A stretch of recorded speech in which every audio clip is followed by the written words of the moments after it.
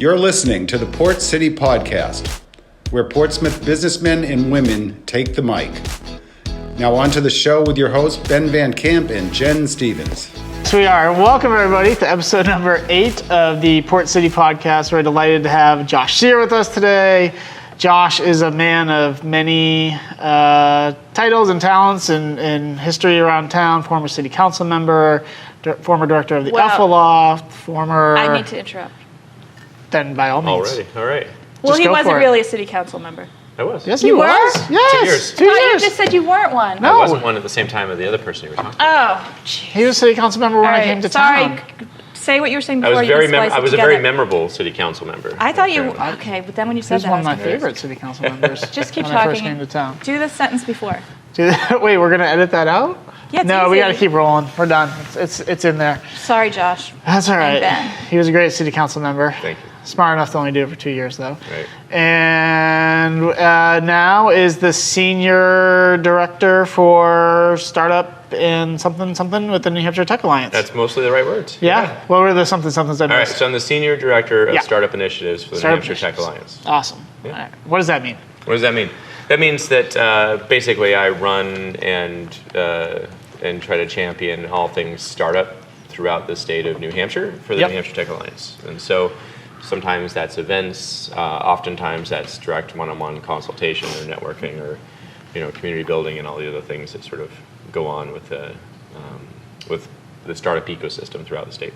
And do we have a pretty healthy startup ecosystem in the state comparatively to other states? Well, compared to, say, Massachusetts, it's pretty small, right? Yeah, sure. But you compare it to other states our size, and yeah, absolutely. Okay.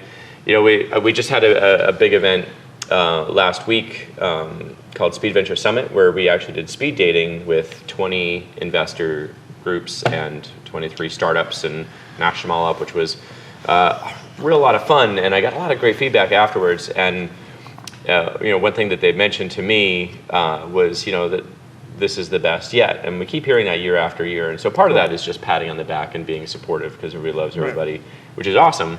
But part of that, I think, is actually we've made strides within the state. And by we, it's not just me. There's lots of different people and groups and organizations that have been working at fostering a good, strong entrepreneurial ecosystem in the state. And we've all been working together, at that. And I do think we've made a measurable improvement over the last, say, 7 years or so, which is when I've been mostly paying attention to it and working at it. I'm not saying there wasn't anything before that. It's Sure. just like when I'm sort of, from my That's your observations. history. Yeah. Cool. And is Portsmouth, where's the hotbeds? Is it just Manchester? I think Manchester would be a very strong hotbed for that activity in the state, but where does Portsmouth lie in the sort of the state sort of hierarchy of... Yeah, no, Portsmouth's definitely up there. Yeah. Right, Portsmouth's a place, the whole Seacoast area is a place where a lot of people want to be. Sure. And, if you think about why people are doing a startup here in New Hampshire, they're not doing it because of all the crazy, benefits and cash and, gravitational pull, right? Right. If you're looking for the biggest opportunity or you hang out with a lot of people, you're being pulled to the strong gravitational wells of Boston, New York, and San Francisco and such. So if you're in New Hampshire, it's because it's where you want to be, Right. and you're choosing, lifestyles high on that priority list, and Seacoast is right up there. Sure. So Seacoast has a very strong startup presence, as does the Manchester area, which, for multiple reasons, only one of which is that's the center of our state and the most populous. But there's also some good activity out in Keene, and of course Dartmouth has its own kind of circle, Yeah. of activity that it does up there. Cool. Awesome. I didn't know. So there's 6 to 7 types of tech. Is that true? I don't know. We should list them all right now and figure it out. Manufacturing. All right, so there's manufacturing tech. So here's my thought about that. Okay. We can kind of go through what does tech mean, and is it, I have sort of a big tent view of all things. But ultimately, the complication with saying, what's tech is that literally every company is involved in tech now, right? It used to be, it was really easy to define, are you a tech company or not? But now, one of our biggest employers is Liberty Mutual. They're also one of our largest tech employers. Sure. And it's because they are a tech company where they're trying to be. That's, I think, what they're really pushing towards right now, to be a tech company that does insurance as opposed to an insurance company that has technology within it. And I think you're seeing that sort of shift has gone on or is going on across basically all the industries. So, what does being a tech company mean anymore? And even with startups we work with, they might have a platform that's based on technology that's replacing their storefront or whatever. Mm-hmm. But in reality, when you look at it, they're really, they're really a marketing company. Most of what they do is sales and marketing, and it doesn't have a whole lot to do with technology. It just has to be the tool that facilitates it all. So the lines are all really blurred. Well, is technology like making things work faster? And I was Googling it up earlier, and the basic definition was kind of just making things work easier and faster. Well, that would be one of the benefits, right? Why do we go through all this? We're always having to replace our phones, and we actually spend a fair amount of money on this tech and everything else. And so, theoretically, that should be a benefit, right? That it's enhancing some facet of our life, or it's improving our efficiencies, or something like that. And I think you're going to see that more pronounced in some industries than others. Certain industries, it really only became really only became useful until later. And so you might think of that in, say, public transport, right? For a very long time, taxis operated like taxis. And there's a little bit of tech in there to, keep it so we're all on the same page about how much a fare costs or something like that. But the reality is the process was really completely upended, in the last 10 years. And then, and then you can kind of go through, and there's a lot of really old models of business that simply couldn't really change until some new tool, or technology in this case, comes in and enables that. Right. And we've seen that in the past, in the far back past. The modes of transportation, have changed over time, and when those changes happen, we then see entirely different industries bloom as a result, or new opportunities for where we can travel to exchange our goods or services, or whatever that is, right? So we think of technology right now in the guise of some sort of new electronic often, or now it's sort of digital, in the digital space, but tech is continually, throughout history, tech has changed how societies operate, how we live why we live together, how we connect with each other, all of that. It's just constant evolution. Still have, I remember you wearing, was it Google Glass? The Google Glasses. Do those still even function? Yeah, apparently, right? I haven't used mine. My kids were playing with it the other day. They're not plugged in. It was a very expensive experiment. So what's funny with the Google Glass is it was just ahead of its time. Like, I think Snapchat had something, and then somebody just announced, I can't remember if it's Facebook, it just got announced like in the last week. TikTok? Something, maybe. Something just got announced where basically it was the equivalent of Google Glass, and nobody's really paying attention anymore, right? We got virtual reality, we got all this stuff. We're so used to all of the cameras. Granted, we have a lot of cameras pointing at us, but even in all the cameras and microphones in our phones sitting right here, we don't really think about it anymore. We've bridged that gap, and the Google Glass was just too in your face at the wrong time, right? Where people just couldn't handle knowing a camera was pointed at them. But you were like would you call yourself an early adapter? I was an early experimenter. Like, I don't know that I was an adopter because it was intentionally released to a small group of people to really be as a giant experiment. Ooh, so you're on the short list. So I was on the short list. Love it. Well, mostly just because I paid for it. Oh. But, I mean, I'm not that special. But yeah, like the purpose for that back then was really to be an experiment, right? Like, what can we do? And I did it because at that time I was a software developer, and I wanted to see, what are the opportunities here? What kind of business models does this change? And ultimately, what I discovered is none of my friends wanted to talk to me when I had it on. You had it at the press room. Right, exactly. I put it. I wear it in the press room. We'd all be having a beer, and it would be quiet, staring at me. I'm like, all right, I'm taking them off. So the experiment. Some people would call that a failure, but I think it answered the question, right? But ultimately, what we figured out was the model for getting all this, privacy invasive stuff out to the masses was to give it away for free and put it in the stuff you have to have. So what people probably don't know, right? is a lot of your phones are listening to your stuff all the time. Right. Not just your phones, but your TVs. I would wager 50% or more of people that have their smart TVs at home had no idea that they had to manually turn off the features that were tracking everything that they do. Right. And a lot of them are actually listening in.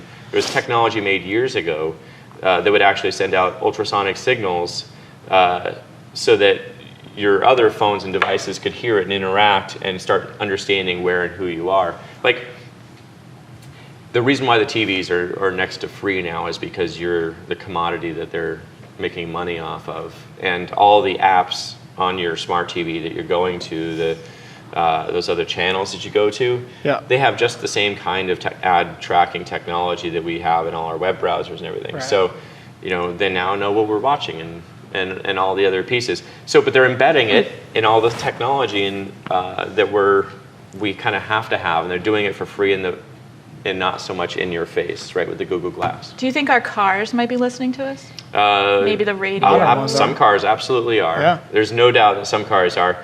My 15-year-old Prius is not. It can it's moving, but it's not so smart, right, compared to the other cars. But smart cars are a thing, and they need to be a thing, right? Mm-hmm. You think about they're only going to get smarter from here. Yeah, absolutely.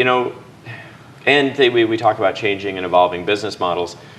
So those cars are, now at the point where some of them will be parking themselves. Some of them drive automatically in the highway. In other markets, right, in the waterfront of Boston, around Austin, and areas of Florida and a bunch of other spots, they're self-driving cars and shuttles and everything else. And once we get over that threshold of seeing it starting to pop up more and more places, it will be a huge sea change of business model change. And that business model change, in the past, for some of us, it's been a consumer experience, right? So, I go get my coffee somewhere else, or the business model changes, and now I can book through Airbnb versus a hotel. Mm-hmm. This one is literally going to change everyone's life. Right. And the reason why is because it will change how all of us are employed, how we're getting to work. How you get home from bars. How do we get home from bars? Well, yes, absolutely. How we go everywhere. Right, how we get everywhere. How we get to the bar. What's our idea of retail now? So, retail is going to change. Delivery of goods is going to change. Insurance, if you're a lawyer and you do personal injury law, it's going to drop like a third or more of your business. The guy I listen to on the morning radio. Right. So if you work at a gas station, if you're a mechanic, if you start going through any particular industry, all of it changes. How municipal government, how Portsmouth derives revenue. For parking, for speeding tickets, for all these things. Vehicle that we registration. Vehicle registration. All the things we count on will change. And so one of the crazy parts of self-driving cars, right, of this autonomous vehicle fleet, is already with an electric car, with the batteries as they are now, it will cost you less to use one on demand than it would to keep using the car that you've already paid off. Just in the maintenance and the gas costs alone, it's cheaper to use an on-demand model. And so when that really starts taking over and people's mindsets theoretically will change, right? Then the idea of car ownership will be very different. Yeah, I think it's going to be like a Netflix or Hulu subscription. You're going to spend your $200 a month, $400 a month, whatever that number is. I'm sure that'll fluctuate over time, but you're just going to subscribe to a service, and you need a ride, it's going to come get you. Are you a teacher at all? Do you teach or just consult? Or? I do a little bit of everything, sort of depending. I haven't done teaching a whole lot. Professing. I haven't been a teacher for a little bit. But so here's the thing about us driving. I bet most of us have not, while we're driving down the road to get our favorite cup of coffee from 5 miles away or something like that, thought about how much that 5 miles cost. Right? You're driving to go get your coffee that's 5 miles away and 5 miles back, probably spent more money than the coffee itself. We don't think about those costs, but once we're actually directly associating the cost of travel, right? Because we're paying in a subscription model where it's on demand versus our car sitting empty for 90% of the time, then we might start thinking about things differently, which changes consumer behavior, which means are This people going to sounds go terrible. out and shop in retail, or are cities in like Portsmouth, which have really survived retail apocalypse that's happened in a lot of other places, are we really set to benefit from that? Because once you get in a car and you can go anywhere, you're going to go to places you want to be, and it's going to take you, and you can do sort of other things. And so being a destination in and of itself gives a lot more value than simply going to some box that could be anywhere, right? My feeling about this sort of technology, because it can be very overwhelming, right? And it feels very negative. It's just all about change. It's just all about change. And so we as consumers, we as employers, we as stewards of our family who need to make sure we're in a safe, secure profession so we can afford our mortgage and send our kids with lunches and things. We can either be rolled over by sea change, or we can be paying attention so we can be prepared and we can kind of be looking out, right? I had a conversation with somebody the other day, and there was a big change going on in healthcare right now, PDPM, right? So if you're a physical therapist, you're OT or speech, you're panicking right now. If you're not, and you're working at a company that hasn't told you what's about to go down, there's a real big problem you need to have a conversation about, right? PDPM? So, PDPM, it's changing, Medicare's changing all their billing processes. Okay. And so, like, literally companies are cutting half their staff right now. And so, if you've been hearing from some of those companies, they've probably been kind of subtly working around various, labor laws, whatever, saying something along the lines of, there's big changes coming, and we don't know what's coming, and hinty hint, you should be looking around, right? Like, if you start getting these hints, this is specific to medical billing, but if you start getting these hints, like change is coming, you should be paying attention. And a lot of us are so busy, we just say, all right, well, I'll deal with it when it comes, and we're heads down, and then you kind of get rolled over. Like the newspaper industry. We've been told it's coming, and some of us just hung on nothing. What are you going to do, right? The problem is sometimes there's nothing to do except for get out of the industry while you can, because if you wait too long, then everybody else is trying to look at the same time, right? And so, Are there any startups that you helped that, not to be unfair to others, that you want to perhaps tell us quickly about the names, like just some fun ones? Some fun ones, yeah. Gosh, there's no fun ones. They're all horrible. Okay, I'll take No. the worst. No, I'm just kidding. I'll tell you what. There's a cool startup here in Portsmouth that I've been working with lately, called Helios Hockey. Hi, Bill. And so really early stage, but they're building technology to measure performance in hockey. So here's the thing about hockey, because I'm not a hockey player. I grew up out in Idaho, and we didn't have any sports teams or anything. I didn't follow anything. I didn't care. But it's a really big thing out here, and it's so fast. It's so incredibly fast that it's really hard to be able to tell if you're changing your approach or how you're doing something or how you're improving over time. And how can you get better if you can't measure, right? So, and we have this technology in other sports. And so the attempts have been sort of with video cameras and stuff before, but it's so fast, your cameras aren't getting enough frames per second, really, of capture to measure things that are moving that fast. And so he's got, the actual smart pucks and other smart devices on gear to track everything in incredibly accurate detail.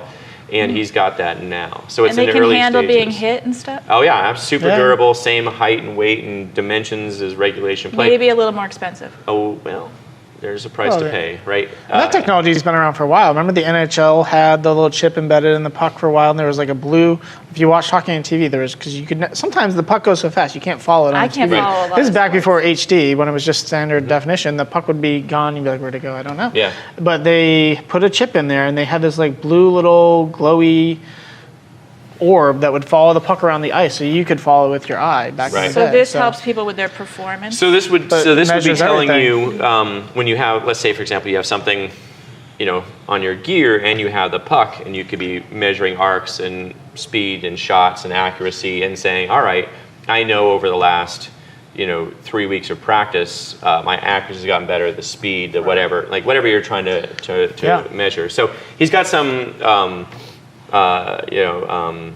NHL ring owners on his advisor list. He's Cool. He's the real deal, super smart, and early stage making it happen here in Portsmouth. Does he It's pretty practice cool. on ponds or the rinks or anything like that? I'm sure he practices all over. I don't know the answer to Okay. that. Yeah.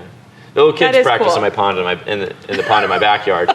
Maybe they should have it too. I don't know. That would be really neat. Yeah. So what's going on with the New Hampshire Tech Alliance, formerly the Tech Council? Yeah. Right. Got So- rebranded. There's a new Yeah, leadership. so here in the Seacoast, it might be a little bit confusing to folks that run into me. So there's like 3 levels of confusion here in Portsmouth Yes. with me. There So was. first of all, my name is Joshua Cyr, and I am not Tom, and I do not run and work at River Run Bookstore. So Okay. literally, You get that? I get People this think you all look the like time. Tom Holbrook. People have this all the time. Oh, that's funny. Facebook actually, somebody uploaded a photo of me, and Facebook tagged it as Tom. Yeah, that's It happens all the time. So if people are watching, I am not Tom. He is awesome, and I just bought a book there the other day. But And he can fix typewriters. and he can fix That's what I typewriters. heard. Good to know. That's like- Old ones. I have a typewriter. So a lot of people will know me from AlphaLoft. Okay. And there's an evolution of AlphaLoft, right? So there's originally the co-working space that I operated here, and then AlphaLoft, the co-working space, that all got folded under a nonprofit with some other nonprofits, and that became a nonprofit AlphaLoft, which is doing a lot of startup stuff all over the state. So we did that for a number of years, and then that nonprofit essentially got folded into the New Hampshire Tech Alliance, sort of as an initiative. It's all New Hampshire Tech Alliance now, Right. and so everything that I do is just a part of that Tech Alliance. So people might have known the Tech Alliance because we did a rebranding almost exactly a year ago from the New Hampshire High Tech Council. Right. So that was a whole thing on tech. What does tech mean? Like high tech felt kind of antiquated as far as sort of a term, right? And Is so that council still around? so the council, it's all changed now. Oh. It's Now now the Alliance. Oh. So Okay. instead of the New Hampshire High Tech Council, it's the New Hampshire Tech Alliance, Right.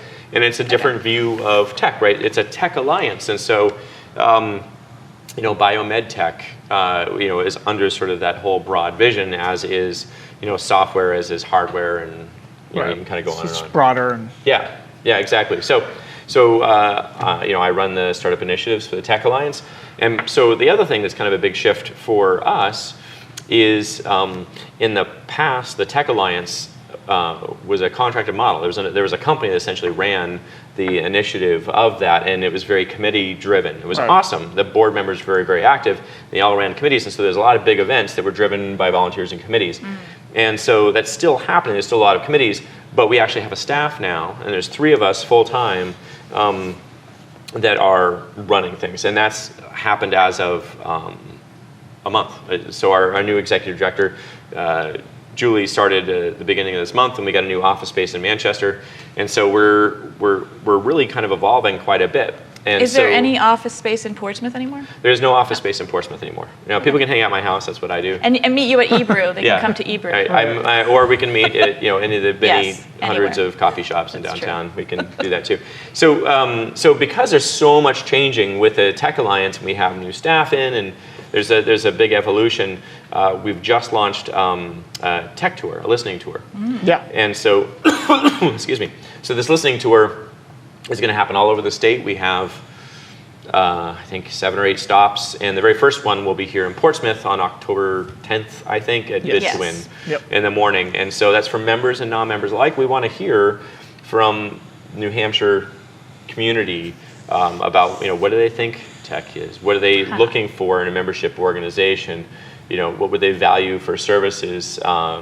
We do advocacy. We have government affairs committees. We do all kinds of stuff that isn't just event driven, and what does that mean to them? So we're excited to have that happen, and we're doing it again all over the state. And I encourage people, if they're interested, to check it out. Great. Yeah, that's awesome. I think it's been really interesting for me to sort of watch this evolution, watch AlphaLoft change and morph and become all part of the Tech Alliance, and to see that. And I like the branding of the Tech Alliance. I think that kind of signifies partnership and togetherness, where there's the council is very sort of like rigid, I think. Right. So- It's funny how just even basic terms can really Yeah. frame something, right? Like, it's all marketing, I suppose. They might have had the same intent, Right. but it matters. It matters, and even just having that change introduces the concept of, I should check that out again. Yeah. It's a conversation starter too. That's Right. the whole point of the collaborative. People say, what's the difference between a Chamber of Commerce and the Chamber Collaborative? And I say, well, it's not a whole lot, honestly, but it's a different mindset where, we believe in partnership and collaboration and all that. And it's just a great conversation starter to all that. Right. So, great. Well, Josh has a lot going on. I think that was probably a good little snippet of it all, but we appreciate all the work you do for the startups because that's awesome. I'd love to learn more. And for those that can, check out the tech tour on the BidTwin next Thursday, the 10th. I think that'll be a really great event to learn more about the Tech Alliance and give some input. And then, the final bit I would say is through collaboration, the Chamber and the Tech Alliance does an e-brew every month. Yes. So the next e-brew is tomorrow, and you're probably not going to get to hear this in time, but it's actually the first Wednesday of every month. So please check us out. At the press room, right? Yeah, Love it's it at the there. press room, and it's free, and you can just show up. Yeah, it's free. It's a great time. People should definitely come check that out and just kind of get engaged in the community. It's I'll a be lot of there. fun. We'll be there. Jen's always there. Because I'm really techie. You are a techie. Awesome. Well, thanks, Josh, for being Thank you, here. Josh. Really Hey, appreciate thank it. you. Thanks, Thanks Jen. for having me. No, a lot of fun. And stay tuned for our next episode. We're going to get these coming out a little bit more regular lately, or coming up. Thanks a lot.